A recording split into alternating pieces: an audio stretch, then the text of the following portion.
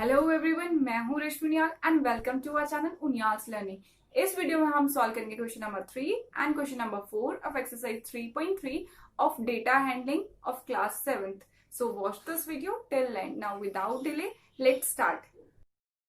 Question number 3 है हमारा, number of children in 6 different classes are given below, represent the data on a bar graph. तो यहाँ पे हमें क्या गिवन है, 6 डिफरेंट क्लासेस गिवन है और उनमें कितने बच्चे हैं ये हमें यहाँ पे गिवन है। हमें इस इंफॉर्मेशन को बार ग्राफ पे रिप्रेजेंट करना है। तो सबसे पहले क्या है, हम बार ग्राफ ड्रॉ करेंगे और बार ग्राफ ड्रॉ करने के लिए हम पहले वाई एक्सिस और एक्स एक्सिस ड्रॉ करते हैं। और हमने बार ग्राफ प्रीवियस वीडियो में भी बनाना सीखा था, तो अगर आपको बार ग्राफ डिटेल में सीखना है तो मैं डिस्क्रिप्शन बॉक्स में उसका लिंक मेंशन कर दूंगी, आप वहां जाके उसे देख सकते हैं। तो अब हम देखते हैं कि इसका बार ग्राफ किस तरह से बनेगा। तो ये मैंने बार ग्राफ ड्रॉ कर लिया है। इसका वाई एक्सिस पे मैंने रखा है क्लासेस और एक्स एक्सिस पे रखा है नंबर ऑफ चिल्ड्रन। तो आप एक्स एक्सिस पे या वाई एक्सिस पे कुछ भी रख सकते हैं, इनमें से आपकी मर्जी है। बस डिफरेंस क्या आ जाएगा, अगर आप एक्स एक्सिस पे क्लासेस रखेंगे तो आपकी वर्टिकल बार्स बनेंगी। मैंने यहाँ पे एक्स एक्सिस पे क्या रखा है, नंबर ऑफ चिल्ड्रन रखा है, तो इसलिए क्या है, मेरी हॉरिजॉन्टल बार्स बनी है। उसके बाद नेक्स्ट इंपॉर्टेंट पॉइंट होता है कि आप स्केल किस हिसाब से लेंगे। तो स्केल आप क्या करते हैं, स्केल के लिए आप अपना जो इन्फॉर्मेशन गिवन होती है, जो डेटा गिवन होता है, आप उससे चेक करते हैं और उसके हिसाब से क्या आप स्केल लेते हैं। क्योंकि ये पॉसिबल नहीं है कि आप 1 2 3 4 5 6 135 तक इस एक्सेस में नंबर लिख पाए, नहीं लिख सकते। तो क्या है, हमें गैप में ही नंबर लिखना पॉसिबल होता है। तो या आप यहाँ पे 5 5 का गैप रख सकते हैं, तो मैंने यहाँ पे 10 10 का गैप रखा है। और 10 के गैप में क्या है, इजीली हम 135 भी बना सकते हैं, 120 भी शो कर सकते हैं, 95 भी। तो इसलिए मैंने यहाँ पे 10 10 का गैप रखा है। और जो इंपॉर्टेंट पॉइंट होता है कि स्केल जरूर आप लिखें। यहाँ पे क्या है, 1 यूनिट लेंथ किसके बराबर है, यहाँ पे देख सकते हैं आप, क्या है, 10 10 का गैप है। तो 10 और क्या शो कर रही है यानी एक्सेस, चिल्ड्रन। तो मैं क्या लिख दूंगी, 1 unit length is equal to 10 children. तो ये भी बहुत इंपॉर्टेंट है स्केल लिखना। उसके बाद जो हमारा डेटा गिवन है उसके हिसाब से हम अपनी बार्स ड्रॉ कर लेंगे। और ये क्या है, हमारी बार्स बन चुकी हैं, यहाँ पे मैंने ऑलरेडी बना दी हैं। और ये शो कर रही है कि 5th क्लास में कितने चिल्ड्रन है, 6th में कितने चिल्ड्रन है, 7th में कितने चिल्ड्रन है, 8th में, 9th में और 10th में कितने चिल्ड्रन है। हमने बार ग्राफ ड्रॉ कर लिया है। अब हमारा नेक्स्ट इंपॉर्टेंट काम है, जो हमसे कुछ क्वेश्चंस पूछे थे इस वाले क्वेश्चन में, 3rd वाले में, वो ये हैं। ए पार्ट है हमारा, how would you choose a scale. तुम स्केल कैसे चूज करोगे। तो हमने क्या स्केल चूज किया है यहाँ पे, we will choose 1 unit length is equals to 10 children. इस ए वाले पार्ट का आंसर हो जाएगा। तो क्या होगा इसका आंसर, यहाँ पे मैं लिख देती हूं ए पार्ट का आंसर। ये हमारे क्वेश्चन है, दिस इज अवर क्वेश्चन। सबसे पहले हमें ये बार ग्राफ ड्रॉ करने के लिए बोला था। उसके बाद क्या है, हमें इन क्वेश्चंस के आंसर देने हैं। How would you choose a scale, तो कैसे चूज करेंगे, we will take 1 unit is equals to 10 children. हम क्या करेंगे, हम 1 यूनिट लेंथ को किसके बराबर लेंगे, 10 चिल्ड्रन के बराबर लेंगे। तो ये हमारा ए पार्ट का आंसर हो गया। उसके बाद है हमारा बी पार्ट। तो बी पार्ट क्या कह रहा है, answer the following questions, answer the following questions. तो ये आंसर यहाँ पे दिख रहे हैं आपको, 2 पार्ट है, इनके हमें आंसर देने हैं। सबसे पहला पार्ट कह रहा है, which class has maximum number of children and minimum. तो पहले पूछा है कि कौन सी क्लास में सबसे ज्यादा बच्चे हैं। तो सबसे ज्यादा बच्चे कौन सी क्लास में हैं, वो हम कैसे बताएंगे, हम इस बार ग्राफ को देखेंगे और हमें सबसे बड़ी बार कौन सी लग रही है, कौन से वाली बार की सबसे ज्यादा लेंथ है, उसी में सबसे ज्यादा चिल्ड्रन होंगे। तो सबसे ज्यादा चिल्ड्रन है हमारे इस वाली क्लास में, दैट इज 5th क्लास में, क्योंकि इसकी बार की लेंथ सबसे ज्यादा है। तो फर्स्ट पार्ट का आंसर हो जाएगा हमारा 5th क्लास। तो ये बी का फर्स्ट पार्ट का आंसर है क्लास 5th, कि क्लास 5th में क्या है, सबसे ज्यादा बच्चे हैं। इसमें दूसरा भी पूछा था, एंड मिनिमम। तो मिनिमम, ये तो क्या था, मैक्सिमम का आंसर है, मिनिमम का आंसर क्या होगा, मिनिमम बच्चे कौन सी क्लास में है। तो मिनिमम करके ऐसे शो कर देंगे। तो मिनिमम क्या है, जिस बार की सबसे छोटी लेंथ होगी। तो यहाँ पे हमें सबसे छोटा बार कौन सा दिख रहा है, 10th क्लास का। आप देख सकते हैं 5th क्लास का सबसे बड़ा है, उसके बाद सबसे छोटा 10th क्लास का। तो सबसे कम बच्चे इसी क्लास में होंगे, तो हम मिनिमम में आंसर दे देंगे 10th क्लास। 10th क्लास में क्या है, सबसे मिनिमम बच्चे हैं। उसके बाद सेकंड पार्ट में पूछा find the ratio of students of class 6 to the students of class 8। क्या बोला है कि हमें रेशियो निकालना है, किसका रेशियो निकालना है, स्टूडेंट ऑफ क्लास 6 के, क्लास 6 में जितने स्टूडेंट है उनका, और किसके अलॉन्ग निकालना है, to the student of class 8। Class 8 के और 6 के स्टूडेंट का क्या निकालना है, हमें रेशियो निकालना है। तो पहले क्लास 6 बोला है तो क्लास 6 का स्टूडेंट्स का नंबर ऊपर रखेंगे। तो क्लास 6 में कितने बच्चे हैं,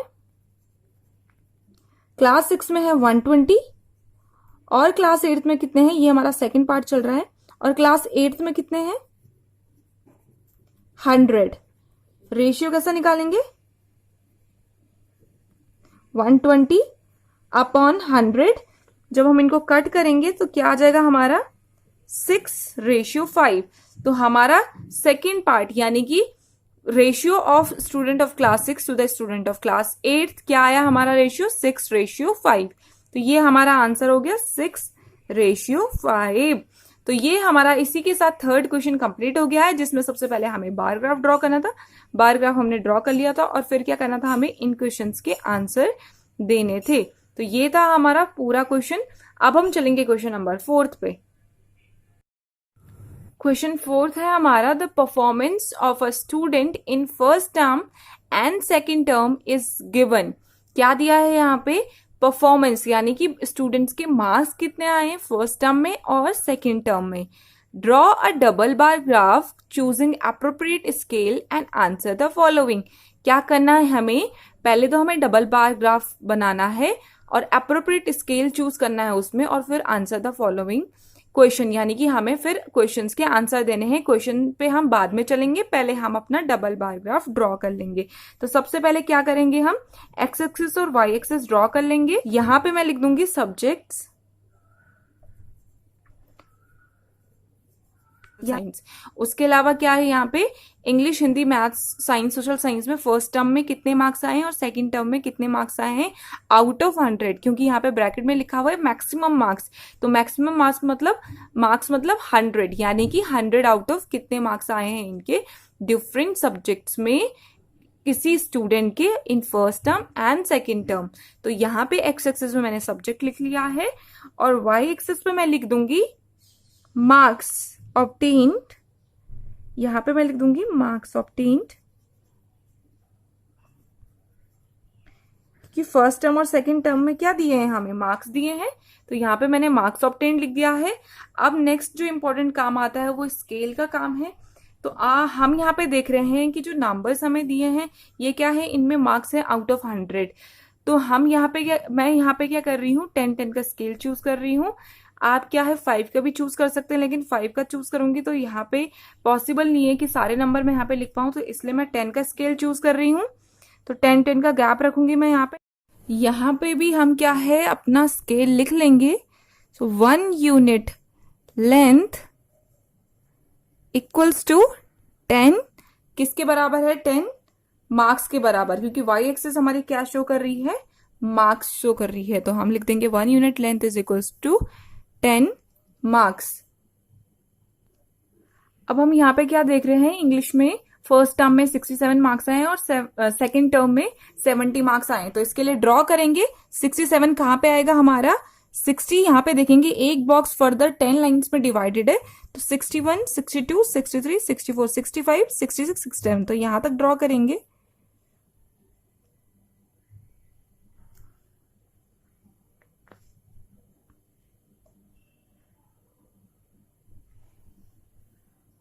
तो ये मैंने क्या है फर्स्ट टर्म के लिए ड्रॉ कर लिया है।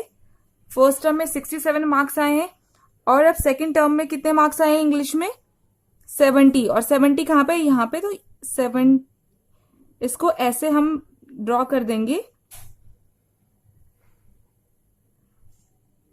और यहां पे हम लिख देंगे इंग्लिश, क्योंकि ये क्या है इंग्लिश के मार्क्स हैं फर्स्ट टर्म के और सेकंड टर्म के।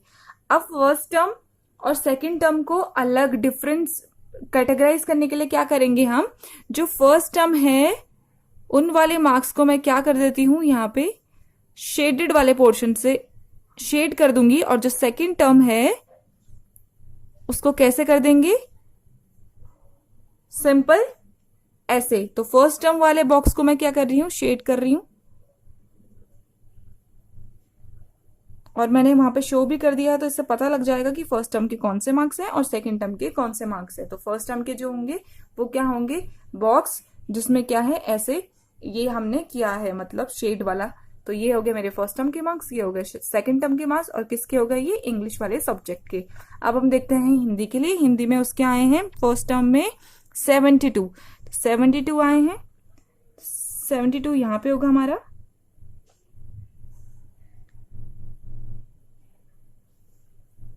तो ये क्या है मैंने फर्स्ट टर्म के लिए ड्रॉ कर लिया है। अब क्या है हिंदी में सेकंड टर्म में कितने मार्क्स आए, 65। तो 65 कहाँ पे आएगा, बिल्कुल 60 और 70 के मिड में जो लाइन है यहाँ पे आएगा। तो इसको यहां से ऐसे ड्रॉ कर लेंगे, और यहाँ पे हम लिख देंगे ये किसके मार्क्स है, हिंदी के। तो यहाँ पे हिंदी लिख देंगे, और फर्स्ट टर्म के मार्क्स शो करने के लिए क्या है, हम शेड कर रहे हैं इसे। तो ये हमने ऐसे बना लेंगे इसे। तो ये हो गए मेरे फर्स्ट टर्म के मार्क्स, और ये बार मेरा शो कर रहा है सेकंड टर्म के मार्क्स। अब किसके ड्रॉ करना है, मैथ्स के लिए बार ड्रॉ करना है। मैथ्स में फर्स्ट टर्म में आए 88 और सेकंड टर्म में आए हैं 95। तो 88।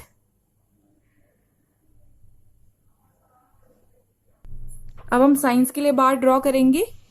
साइंस में एक में आए हैं फर्स्ट टर्म में 81 और सेकंड टर्म में आए हैं 85। तो ये सेकंड टर्म के लिए भी बन गया है बार। और अब फर्स्ट टर्म वाले को मैं शेड कर दूंगी, और यहां पे मैं लिख दूंगी साइंस, क्योंकि ये साइंस के मार्क्स शो कर रही है ये वाली बार। साइंस के फर्स्ट टर्म में मार्क्स एंड साइंस के सेकंड टर्म में मार्क्स। लास्ट कौन सा है, सोशल साइंस, और इसमें फर्स्ट टर्म में आए 73 और सेकंड टर्म में आए हैं 75। तो 73 कहां पे आएगा मेरा, यहां पे इसे ऐसे ड्रॉ कर देंगे। फर्स्ट टर्म में 73 मार्क्स आए हैं, और ये 73 मैंने बार ड्रॉ कर ली है 73 मार्क्स के लिए। उसके बाद है 75। तो 75 यहां पे आएगी मेरी, और ये 75 के लिए भी ड्रॉ कर लिया मैंने। और फर्स्ट टर्म के मार्क्स मैं शेड कर दूंगी।